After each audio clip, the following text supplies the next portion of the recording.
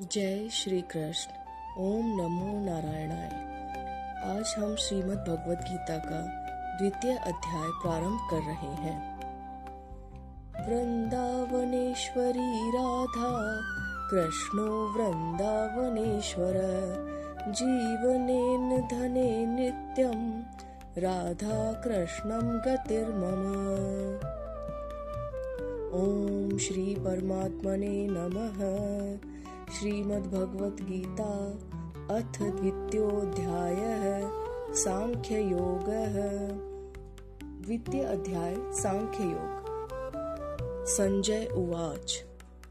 ततं तथा कृपयावेष्टम् अश्रुपूर्णाकुलेक्षणं विषीदन्तम् इदं वाक्यम् उवाच मधुसूदन। संजय बोले कि पूर्वोक्त प्रकार से करुणा करके व्याप्त और आंसुओं से पूर्ण तथा व्याकुल नेत्र वाले शोकायुक्त उस अर्जुन के प्रति भगवान मधुसूदन ने यह वचन कहे। श्री भगवान उवाच। कुतस्त्वा कलमशमिदं विषमे समुपस्थितम् अनार्यजुष्टं स्वर्गयं कीर्तिकरम अर्जुनम।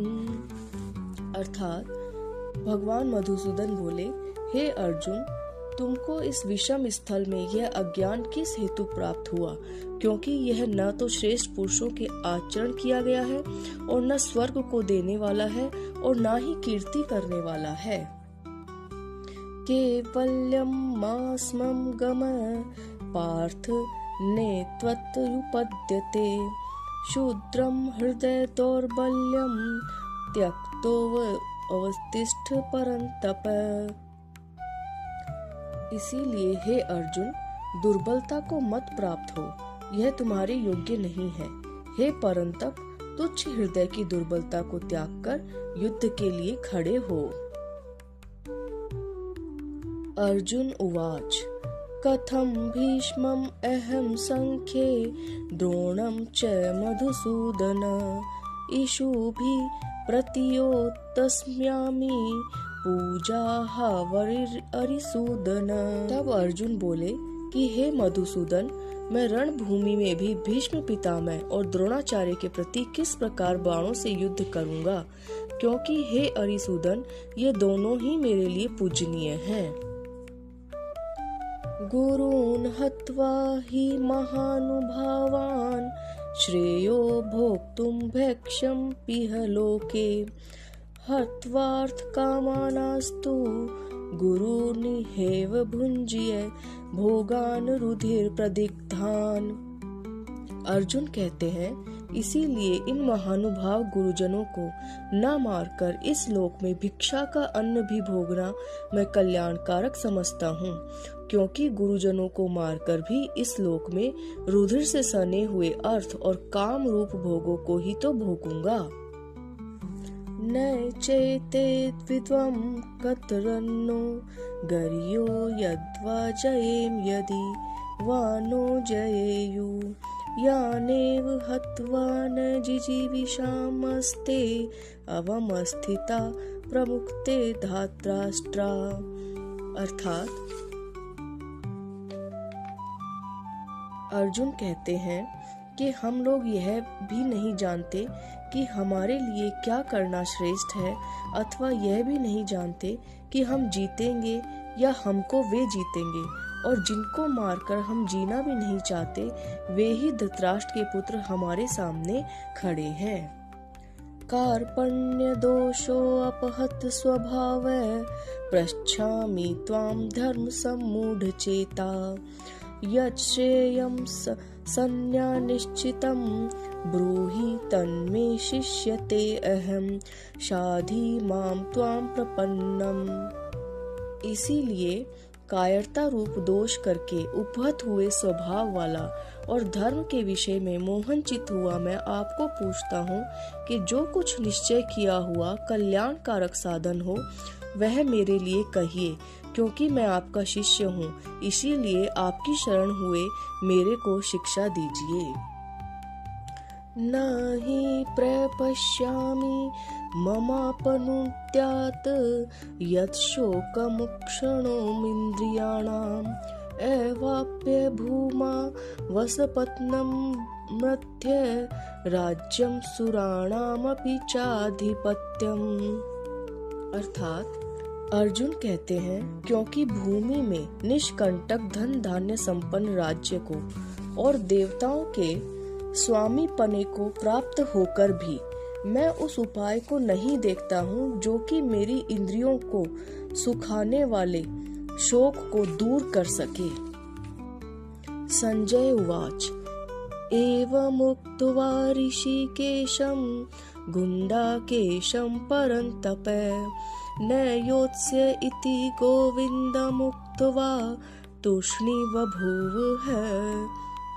संजय बोले, हे राजन, निद्रा को जीतने वाले अर्जुन अंतर्यामी श्री कृष्ण महाराज के प्रति इस प्रकार कहकर फिर श्री गोविंद भगवान से युद्ध नहीं करूंगा ऐसे स्पष्ट कहकर चुप हो गए।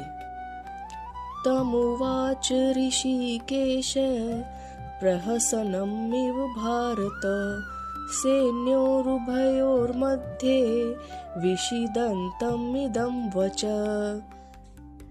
उसके उपरांत हे भरतवंशी धृतराष्ट्र, अंतर्यामी श्री कृष्ण महाराज ने दोनों सेनाओं के बीच में उस शोकयुक्त अर्जुन को हंसते हुए यह वचन कहे। अध्याय 2 श्लोक नंबर 11। श्री भगवान उवाच ऐशोच्चान अवशोच्यस्त्वं प्रज्ञावादश्च भाससे गतासूंश्च नानुशोच्यन्ति पंडिता। भगवान श्री कृष्ण कहते हैं, हे अर्जुन, तुम जिनके लिए शोक करना उचित नहीं है उनके लिए शोक करते हो और बुद्धिमानों की तरह वचन बोलते हो, परंतु पंडित जन जिनके प्राण चले गए हैं उनके लिए और जिनके प्राण नहीं गए हैं उनके लिए भी शोक नहीं करते। न त्वमेवा अहम जातुम न आसम न त्वम न इमे जन अधिपा न चे एव न भविष्याम सर्वे वयम अतः परम। अतः ना तो ऐसा ही है कि मैं किसी काल में नहीं हुआ था और ना ही तुम भी थे अथवा यह राजा नहीं थे और ना ऐसा ही है कि भविष्य में हम सब नहीं रहेंगे। अर्थात आत्मा के अविनाशी होने के कारण सभी पहले भी थे और भविष्य में भी विद्यमान रहेंगे। देहि न अस्मिन् यथा देहे कौमारं यौवनं जरा तथा देह अंतर प्राप्ति धीर तत्र न मुह्यति। अर्थात जिस प्रकार जीवात्मा को इस शरीर में बालकपन, जवानी और वृद्धावस्था प्राप्त होती है, उसी प्रकार अन्य शरीर को भी प्राप्त होती है। इस वस्य में धीर ज्ञानी मनुष्य कभी मोहित नहीं होते। मात्रा स्पर्शास्तु कौन्तेय शीत उष्ण सुख दुःखदा आगम अपायिन अनित्या तान तितिक्ष भारत। हे कुंती पुत्र, सर्दी, गर्मी और सुख दुख को देने वाली इंद्रियां और विषयों के संयोग तो विनाशशील और अनित्य हैं। हे भारत, तुम उन्हें सहन करो। यम ही न व्यथन्ति एते पुरुषं पुरुष ऋषभ सम दुःख सुखम धीरम स अमृतत्वाय कल्प्यते। अर्थात क्योंकि हे पुरुष श्रेष्ठ, सुख दुख को समान समझने वाले जिस धीर मनुष्य को इंद्रिय और विषयों के संयोग विचलित नहीं करते, वही व्यक्ति मोक्ष को प्राप्त करने योग्य होता है। न असतः विद्यते भाव न अभाव विद्यते सतः उभयो अपि दृष्ट अंततु अनयो तत्वदधीशिभिः। अर्थात जो नहीं है वह कभी नहीं हो सकता, और जो है उसका कभी अभाव भी नहीं हो सकता। तत्वज्ञानी पुरुषों ने सत और असत इन दोनों का अंत जान लिया है, अर्थात इनके स्वरूप का निर्णय कर लिया है। अविनाशी तु तत्विद्धि येन सर्वम् इदं ततं विनाशम् अव्ययस्य अस्य न कश्चित् कर्तुम् अर्हति। अर्थात जिसके द्वारा समस्त संसार व्याप्त है, उस सत्य को ही नाश रहित ब्रह्म जानना चाहिए। सदा एक रूप में स्थित इस अविनाशी ब्रह्म का विनाश करने में कोई भी समर्थ नहीं है। अंतवंत इमे देहा नित्यस्य उक्ता शरीरिण अनाशनि अप्रमेयस्य तस्मात् युयुद्धस्व भारत। अर्थात शरीर का स्वामी आत्मा सदा एक रूप, अविनाशी तथा प्रत्यक्ष आदि प्रमाणों से अगम्य है। उसके साथ ये जो सब शरीर है, इसे ही नाशवान कहे जाते हैं। अतः हे भारत, तुम युद्ध में प्रवृत्त हो। य एनं वेति हन्तारं य च एनं मन्यते हतम् उभौ तो न विजानीतः न अयं हन्ति न हन्यते। अर्थात जो इस आत्मा को मारने वाला समझता है तथा जो इसको मरा हुआ मानता है, वे दोनों ही नहीं जानते, क्योंकि यह आत्मा वास्तव में न तो किसी को मारती है और न ही किसी के द्वारा मारी जाती है।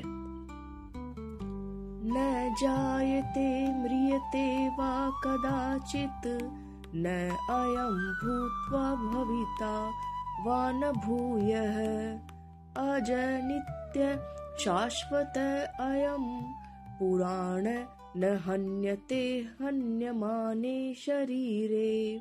अर्थात यह आत्मा किसी भी काल में ना तो जन्म लेती है ना ही मरती है, क्योंकि यह अजन्मा, नित्य, सनातन और पुरातन है। शरीर के समाप्त हो जाने के पश्चात भी यह समाप्त नहीं होती है। तो श्लोक संख्या 21 से प्रारंभ हो रहा है। वेदा विनाशिनी नित्यम य एनम अजव्ययम कथम स पुरुष पार्थ कम घातयति हन्ति कम। हे प्रथापुत्र अर्जुन, जो मनुष्य इस आत्मा को नाश रहित, नित्य, अजन्मा और अक्षय मानता है, वह मनुष्य कैसे किसी और को मार सकता है और कैसे किसी और को मरवा सकता है। वासांसि जीर्णानि यथा विहाय नवानि गृह्णाति नर अपराणि तथा शरीराणि विहाय जीर्णानि अन्यानि संपाति नवानि देहि। अर्थात जैसे मनुष्य पुराने वस्त्रों को त्याग कर दूसरे नए वस्त्रों को ग्रहण करता है, वैसे ही जीवात्मा पुराने शरीर को त्याग कर नए शरीर को प्राप्त करती है। नैनं छिन्दति शस्त्राणि नैनं दहति पावक न चैनं क्लेदयन्ति आप न शोषयति मारुत। भगवान श्री कृष्ण कहते हैं कि इस आत्मा को ना कोई शस्त्र काट सकता है, ना कोई आग जला सकती है, जल इसे गला नहीं सकता और वायु इसे सुखा नहीं सकती। अच्छेद्यम अयम अदह्यम अयम अक्लेद्यम अशोष्यम एव च नित्य सर्वगत स्थाणु अचल अयम सनातन। भगवान श्री कृष्ण कहते हैं, क्योंकि इस आत्मा को खंडित नहीं किया जा सकता, अग्नि में जलाया भी नहीं जा सकता, जल में गलाया भी नहीं जा सकता और ना ही सुखाया जा सकता है, अतः यह आत्मा नित्य है, सर्वव्यापी है, अविकारी है, निष्क्रिय है, सदा सर्वदा एक रूप में रहने वाली और सनातन है। अव्यक्तम अयम अचिन्त्ययम अयम अविकार्य अयम उच्यते तस्मादेवं विदित्वा एनं न अनुशोषयितुम् अर्हसि। भगवान श्री कृष्ण कहते हैं, यह आत्मा अव्यक्त है, यह आत्मा अचिंत्य है और यह आत्मा विकार रहित है। अतः हे अर्जुन, इस आत्मा को उपयुक्त प्रकार से जानकर तुम्हें शोक नहीं करना चाहिए। अथ चैनं नित्यजातं नित्यं वा मन्यसे मृतं तथा अपि एत्वं महाबाहो न एवं च शोषयितुम् अर्हसि। भगवान श्री कृष्ण कहते हैं, परंतु यदि इस आत्मा को तुम नित्य जन्म लेने वाला तथा नित्य मरने वाला मानते हो, तब भी हे महाबली, तुम्हें इस प्रकार शोक नहीं करना चाहिए। जातस्य हि ध्रुवो मृत्यु ध्रुवम जन्म मृतस्य च तस्मात् अपरिहार्य अर्थम न त्वं शोचितुम् अर्हसि। भगवान श्री कृष्ण कहते हैं, क्योंकि इस मान्यता के अनुसार भी जिसका जन्म हुआ है उसकी मृत्यु निश्चित है और जिसकी मृत्यु हुई है उसका जन्म भी निश्चित है।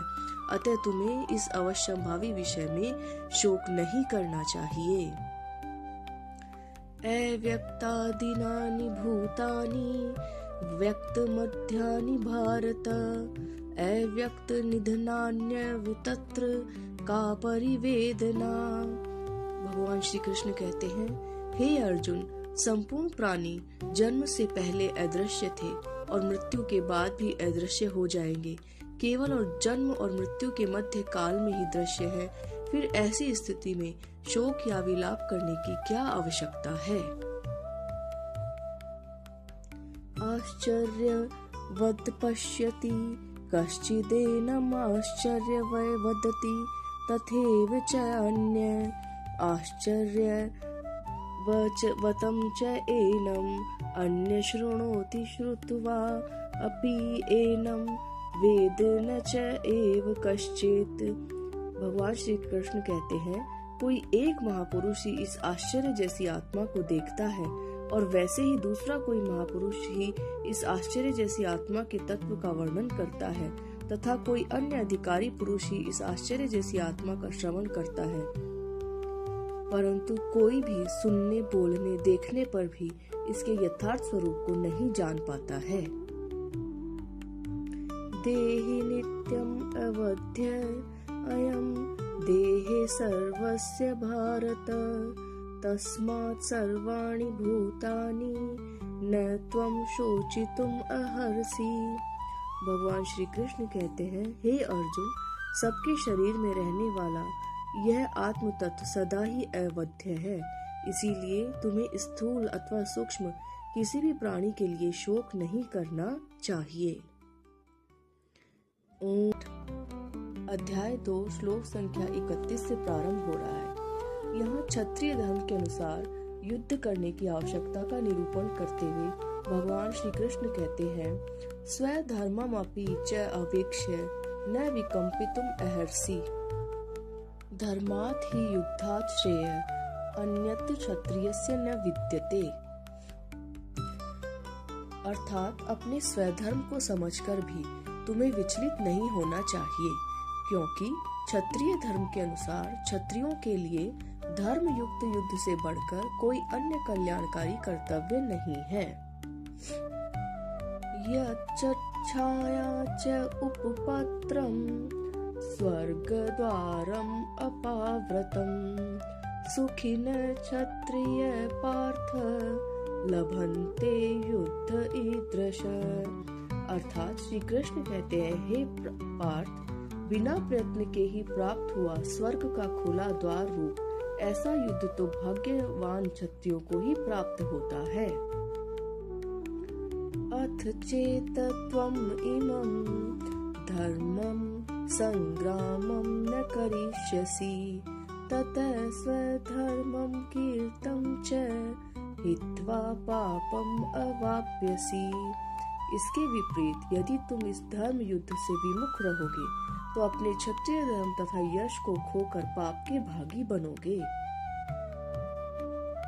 अकीर्तिं च अपि भूतानि कथयन्ति ते अपव्ययम् संभावितस्य च कीर्ति मरणात् अतिरेच्यते। अर्थात सभी प्राणी तुम्हारी कभी न क्षीण होने वाली अपकीर्ति की चर्चा करेंगे। सम्मानित व्यक्ति के लिए तो अपकीर्ति मृत्यु से भी अधिक कष्टकारक होती है। भयात् मरणात् उपरतं मत्स्यन्ते त्वां महारथा येषां च त्वं बहुमतः भूत्वा यास्यसि लाघवम्।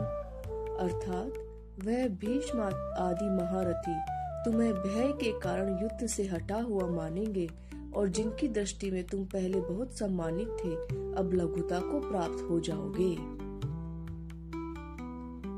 वाच्यवादांच बहुन वदिष्यन्ति तव अहर्हिता निनन्दन्त तव सामर्थ्यं ततः दुःखतरं नु किम्। भगवान श्री कृष्ण कहते हैं, तुमसे द्वेष रखने वाले तुम्हारी लोक प्रसिद्धि शक्ति की निंदा करते हुए तुम्हें बहुत से न कहने योग्य वचन भी कहेंगे। उससे बढ़कर दुख की बात और क्या हो सकती है।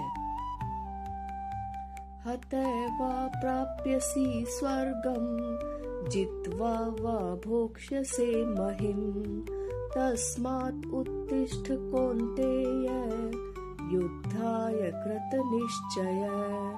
भगवान श्री कृष्ण कहते हैं, हे कुंती पुत्र, या तो तुम धर्म युद्ध में वीर गति को प्राप्त होकर स्वर्ग को प्राप्त करोगे अथवा युद्ध में विजय पाकर पृथ्वी का राज्य भोगोगे। इसीलिए निश्चय करके युद्ध के लिए खड़े हो जाओ। सुख दुखे समे कृत्वा लाभ अलाभो जय अजयो ततः युद्धाय युजस्वस्य न एवं पापम अवाप्यसि। अर्थात जय पराजय, लाभ हानि और सुख दुख को एक समान समझकर युद्ध के लिए तैयार हो जाओ। इस प्रकार युद्ध करने पर तुम्हें पाप नहीं प्राप्त होगा। सांख्य योग के बाद कर्म योग के विषय का वर्णन करते हुए भगवान श्री कृष्ण कहते हैं, एषा ते अहिभिता सांख्ये बुद्धिर्योगे तु इमां शृणु बुद्धया युक्तया पार्थ कर्म बंधनम प्रहास्यसि। अर्थात हे पार्थ, यह तो मैंने तुम्हारे लिए सांख्य योग का वर्णन किया। अब यह कर्म योग का विषय सुनो। इस कर्म योग बुद्धि के द्वारा युक्त होकर यदि तुम कर्तव्य कर्म करोगे तो तुम्हें कर्म का बंधन नहीं भोगना पड़ेगा। न इह अभिक्रमनाश अस्ति प्रत्यवाय न विद्यते स्वल्पम अपि अस्य धर्मस्य त्रायते महते भयात्। भगवान श्री कृष्ण कहते हैं, इस कर्म योग में फल का विनाश नहीं होता और ना ही बीच में कोई विघ्न होता है। इस कर्म योग धर्म का थोड़ा सा अंश भी संसार रूप महान भय से जीव की रक्षा कर लेता है। व्यवसायत्मिका बुद्धि एका इह कुरु नंदन बहुशाखा हि अनंता च बुद्धय अव्यवसायिनाम। भगवान श्री कृष्ण कहते हैं, हे अर्जुन, इस कर्म योग में आत्म तत्व का निश्चय करने वाली बुद्धि एक ही होती है, किंतु कर्म फल की इच्छा वाले विवेकहीन सकाम मनुष्यों की बुद्धियां निश्चय ही अनेक भेदों वाली और अनंत होती हैं। यामिमां पुष्पितां वाचं प्रवदन्ति अविपश्चित वेदवादरताः पार्थ न अन्यत् अस्ति इति वादिनः। हे अर्जुन, जो सकामी मनुष्य केवल फल श्रुति में प्रीति रखने वाले, स्वर्ग को ही परम श्रेष्ठ मानने वाले और इससे बढ़कर और कुछ नहीं है, ऐसे ही कहने वाले हैं। काम आत्मन स्वर्ग परा जन्म कम फल प्रदाम, क्रिया विशेष बहुलाम भोगे ऐश्वर्य गतिम प्रति। वे अविवेकी जन जन्म रूप कर्म फल को देने वाली और भोग तथा ऐश्वर्य की प्राप्ति के लिए बहुत सी क्रियाओं के विस्तार वाली इस प्रकार की जिस दिखाऊ शोभा युक्त वाणी को कहते हैं। भोगेश्वर्य प्रसक्तानां तया अपहृत चेतसाम, व्यवसाय आत्मिका बुद्धि समाधो न विधीयते। हे अर्जुन, अविवेकी कामपरायण स्वर्गादि सुख को ही प्रधान मानने वाले वैदिक सकाम कर्म कांड में मुक्त होकर उसके अतिरिक्त और कुछ भी सेव्य नहीं है, ऐसा कहने वाले लोग प्रारंभ में मधुर सकाम कर्म फल के विषय में मधुर बातें करते हैं तथा पुनः जन्म तथा मरणकारी भोग संपत्ति देने वाली वैदिक क्रिया कांड के विषय में भी बात करते हैं। भोग ऐश्वर्य में आसक्त कर्म कांड को ही प्रमुख समझने वाले उन मनुष्यों की बुद्धि आत्म तत्व में निश्चिंत नहीं रहती। त्रैगुण्य विषया वेदा निस्त्रय गुणय भव अर्जुन, निर्द्वंद नित्य सत्वस्थः निर्योग क्षेम आत्मवान। भगवान श्री कृष्ण कहते हैं, हे अर्जुन, सब वेद तीनों गुणों के कार्य रूप संसार को विषय करने वाले अर्थात प्रकाश करने वाले हैं। इसीलिए तू असंसारी अर्थात निष्कामी और सुख दुख आदि द्वंद्वों से रहित नित्य वस्तु में स्थित तथा योग क्षेम को न चाहने वाला और आत्मपरायण हो। यावान अर्थ उदापाने सर्वतः संप्लुत उदके, तावान सर्वेषु वेदेषु ब्राह्मणस्य विजानत। भगवान श्री कृष्ण कहते हैं, सब और जल से परिपूर्ण जलाशय के प्राप्त हो जाने पर छोटे जलाशय से मनुष्य का जितना प्रयोजन रहता है, ब्रह्मनिष्ठ ब्रह्म तत्व को जानने वाले मनुष्य के लिए वेद के सकाम कर्म कांड का उतना ही प्रयोजन रहता है, अर्थात कुछ भी प्रयोजन नहीं रहता। कर्मण्यवाधिकारस्ते मा फलेषु कदाचन, मा कर्म फल हेतुभू मा ते संग अस्तु अकर्माणि।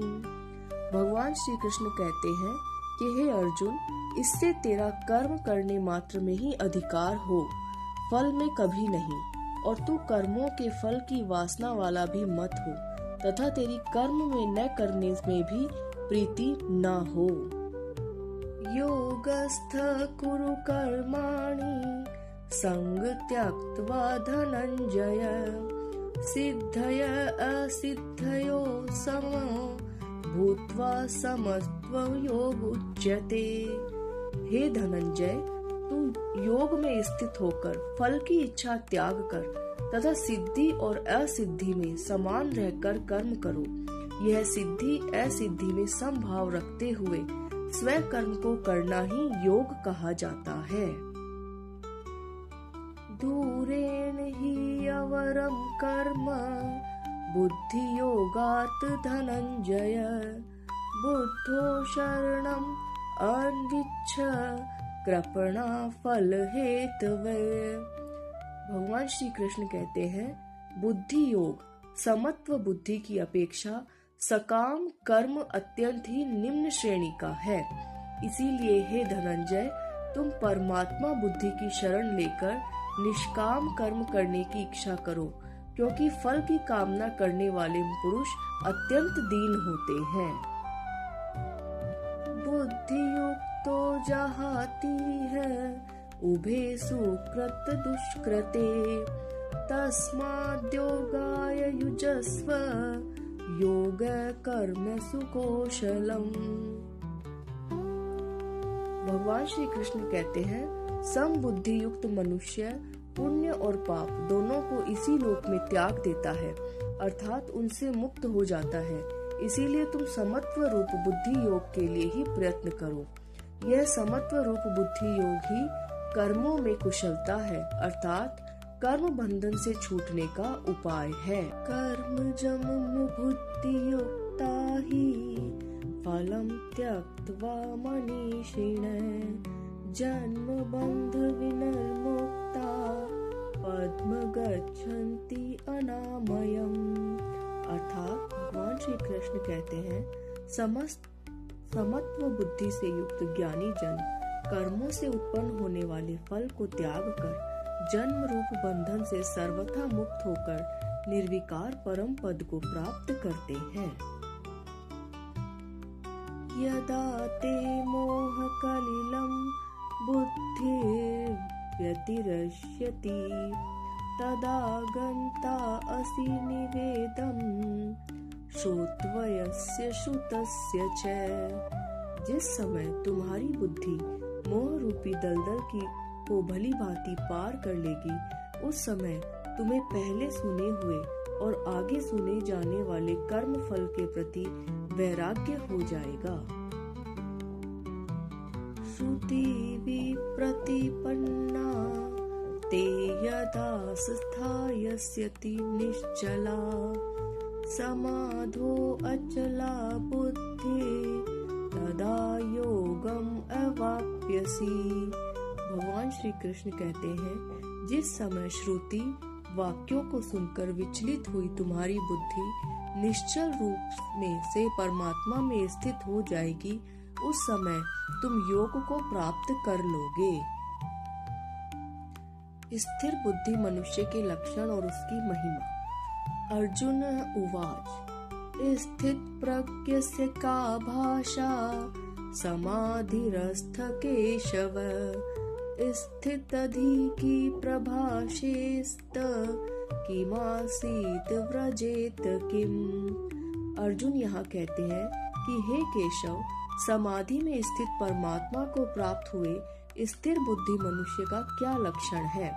वह स्थिर बुद्धि मनुष्य कैसे बोलता है, कैसे बैठता है और कैसे चलता है? श्री भगवान उवाच प्रजाति यदा कामान सर्वान् पार्थ मनगतान् आत्मनि एव आत्मना तुष्ट स्थित प्रज्ञ तदा उच्यते। श्री भगवान बोले, हे अर्जुन, जिस काल में मनुष्य मन की समस्त इच्छाओं को त्याग देता है और बाहरी विषयों में सुख की अपेक्षा न रखकर आत्मा में ही आनंद की प्राप्ति करता है, उस समय उसे स्थिर बुद्धि कहते हैं। दुखेषु अनुद्विग्ने मना सुखेन विगत स्पृहा वीतराग भय क्रोध स्थित मुनि उच्यते। श्री भगवान कहते हैं, दुखों की प्राप्ति होने पर जिसके मन में आवेश नहीं होता, सुखों की प्राप्ति में सर्वथा कामना से रहित रहता है तथा जिसके राग भय और क्रोध नष्ट हो गए हैं, ऐसा मुनि स्थिर बुद्धि कहा जाता है। यह सर्वत्र अनभिज्ञ स्नेहे तत्तत् प्राय शुभ अशुभम न अभिनंदनति न द्वेष्टि तस्य प्रज्ञा प्रतिष्ठिता। अर्थात जो मनुष्य सर्वत्र स्नेह रहित हुआ, उस शुभ या अशुभ वस्तु को प्राप्त होकर न प्रसन्न होता है न द्वेष करता है, उसी की बुद्धि स्थिर है। यदा सहरते चायं कूर्मो अग्निव सर्वशः इंद्रियाणीन्द्रियार्थेभ्यः तस्य प्रज्ञा प्रतिष्ठिता। अर्थात जिस प्रकार कछुआ सब ओर से अपने अंगों को समेट लेता है, उसी प्रकार जब वह मनुष्य अपनी समस्त इंद्रियों को इंद्रियों के विषयों से हटा लेता है, तब समझना चाहिए कि उसकी बुद्धि स्थिर है। विषया विनिर्वर्तन्ते निराहारस्य देहिने रजवर्जरसोऽप्यस्य परम दृष्टया निवर्तन्ते। भगवान कहते हैं, इंद्रियों द्वारा विषयों को ग्रहण न करने वाला मूर्ख मनुष्य के विषय में तो मुक्त हो जाते हैं, परंतु उनमें रहने वाली आसक्ति मुक्त नहीं होती। इस स्थिति प्रज्ञ मनुष्य को तो आसक्ति भी परमात्मा का साक्षात्कार करने पर मुक्त हो जाती है। यत् तहि अपि कौन्तेय पुरुषस्य विपश्चित इंद्रियाणि प्रमादीनि हरन्ति प्रसभं मनः। हे अर्जुन, आसक्ति का नाश न होने के कारण यह मन को मत कर पीड़ित करने वाली इंद्रियां यत्न करते हुए बुद्धिमान पुरुष के मन को भी बलपूर्वक हर लेती है। तानि सर्वाणि संयम युक्त आसीत मत्पर वशे हि यस्य इंद्रियाणि तस्य प्रज्ञा प्रतिष्ठिता। भगवान श्री कृष्ण कहते हैं, अतः योगी को चाहिए कि यत्न के साथ समस्त इंद्रियों को वश में कर आत्मा में लगा रहे, क्योंकि जिन्होंने अपनी इंद्रियों को वश में कर लिया है, उनकी बुद्धि स्थिर हो जाती है। ध्यायते विषयान् पुंस संगतेषु उपजायते संगात् संजायते काम कामात् क्रोध अभिजायते। भगवान श्री कृष्ण कहते हैं, विषयों का चिंतन करने वाले पुरुष की उन विषयों में आसक्ति हो जाती है, आसक्ति से उन विषयों की कामना उत्पन्न होती है और कामना में विघ्न पड़ने से क्रोध उत्पन्न होता है। क्रोधात् भवति सम्मोह सम्मोहात् स्मृति विभ्रम स्मृति भ्रंशात् बुद्धिनाश बुद्धिनाशात् प्रणश्यति। भगवान श्री कृष्ण कहते हैं, क्रोध से कार्य अकार्य का अविवेक रूपी मोह उत्पन्न होता है। मोह से स्मृति विचलित हो जाती है। स्मृति के विचलित होने से बुद्धि अर्थात ज्ञान शक्ति का नाश हो जाता है और बुद्धि का नाश हो जाने से पुरुष अपने स्थान से गिर जाता है अर्थात विनाश की ओर अग्रसर हो जाता है। राग द्वेष वियुक्ते तु विषयान इंद्रिये चरन आत्मवश्ये विधेयात्मा प्रसादम अधिगच्छति। भगवान श्री कृष्ण कहते हैं, परंतु अपने अधीन किए हुए चित्त वाला साधक अपने अधीन की हुई राग द्वेष रहित इंद्रियों द्वारा विषयों में विचरण करता हुआ मन की प्रसन्नता को प्राप्त करता है। प्रसादे सर्व दुःखानां हानियस्य उपजायते प्रसन्न चेतसो हि आशु बुद्धि पर्यवतिष्ठते। अर्थात चित्त की प्रसन्नता होने पर उसके संपूर्ण दुखों का नाश हो जाता है और उस प्रसन्न चित्त वाले कर्म योगी की बुद्धि शीघ्र ही ब्रह्माकार होकर आत्मा में स्थिर हो जाती है।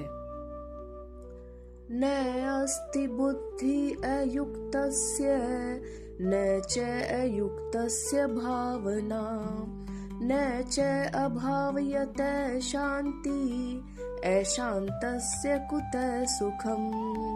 श्री कृष्ण कहते हैं, न जीते हुए मन और इंद्रियों वाले पुरुष में निश्चयात्मिका बुद्धि नहीं होती और उस अयुक्त मनुष्य के अंतःकरण में भावना भी नहीं होती तथा भावनाहीन मनुष्य को शांति नहीं मिलती और शांति रहित मनुष्य को सुख कैसे मिल सकता है।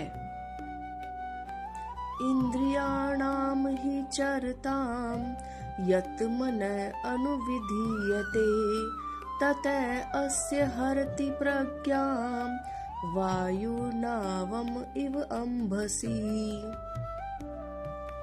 भगवान कहते हैं, क्योंकि इंद्रियों के अपने अपने विषयों में जाने पर जिस इंद्रिय का मन अनुसरण करने लगता है वह असंयत मनुष्य की बुद्धि को उसी प्रकार हर लेती है जैसे जल में चलने वाली नाव को वायु हर लेती है।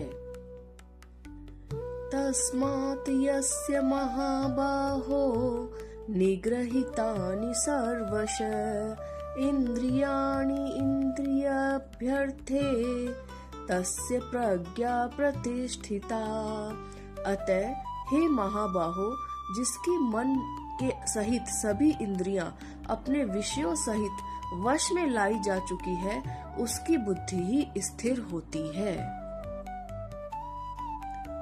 या निशा सर्वभूतानां तस्यां जागृति संयमी यस्यां जागृति भूतानि सा निशा पश्यते मुने। अर्थात संपूर्ण प्राणियों के लिए जो रात्रि के समान है, उसमें इंद्रिय संयमवान स्थिर बुद्धि योगी जानता है, और जिस नाशवान सांसारिक सुख की प्राप्ति में सब प्राणी जागते हैं, वह परमात्मा के तत्व को जानने वाले मुनि के लिए रात्रि के समान है। अपूर्ण्यमानम अचलम प्रतिष्ठम समुद्रमापं प्रविश्यति यद्वत् तद्वत् कामाय प्रविशन्ति सर्वे स शान्तिमाप्नोति न काम कामी। अर्थात जैसे विभिन्न नदियों के जल सब ओर से परिपूर्ण अचल प्रतिष्ठा वाले समुद्र में उसको विचलित न करते हुए भी समा जाते हैं, वैसे ही सभी भोग जिस स्थिर बुद्धि मनुष्य में किसी भी प्रकार का विकार उत्पन्न किए बिना ही समा जाते हैं, वही मनुष्य परम शांति को प्राप्त करता है। विषयों की कामना करने वाला मनुष्य परम शांति को कभी प्राप्त नहीं कर सकता। विहाय कामान य सर्वान पुमान चरति निस्पृह निर्मम निरअहंकार स शांतिम अधिगच्छति। अर्थात जो पुरुष संपूर्ण कामनाओं को त्याग कर ममता रहित अहंकार रहित होकर भाग्यवश प्राप्त होने वाले विषयों को ग्रहण करता है, वही शांति को प्राप्त होता है। एषा ब्राह्मे स्थिति पार्थ न एनाम प्राप्य विमुह्यति स्थित्वा अस्याम अंतकाले अपि ब्रह्म निर्वाणम ऋषिच्छति। अर्थात हे अर्जुन, यह ब्रह्म को प्राप्त हुए पुरुष की स्थिति है। इसको प्राप्त होकर योगी कभी मोहित नहीं होता और अंत काल में भी इस ब्राह्मी स्थिति में स्थिर होकर ब्रह्मा आनंद को प्राप्त हो जाता है। ओम तत्सदिति श्रीमद् भगवत गीतासु उपनिषत्सु ब्रह्म विद्याया योग शास्त्रे श्री कृष्ण अर्जुन संवादे सांख्य योगो नाम द्वितीयो अध्याय। ओम तत्सत। इस प्रकार भागवत गीता रूपी उपनिषद में ब्रह्म विद्या के अंतर्गत योग शास्त्र में श्री कृष्ण अर्जुन संवाद रूप में सांख्य योग का अध्याय पूर्ण हुआ।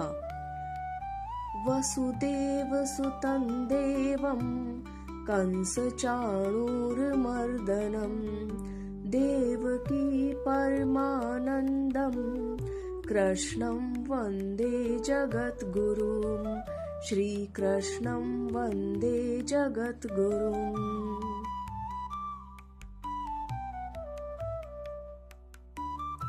चैनल को लाइक, सब्सक्राइब और कमेंट अवश्य कीजिए। गीता का पाठ नित्य करते रहिए। गीता का पाठ नित्य करना हमारे जीवन का लक्ष्य होना चाहिए और यह हमारे सभी पापों को अंत करने वाला एक अमोघ अस्त्र है। जय श्री कृष्ण।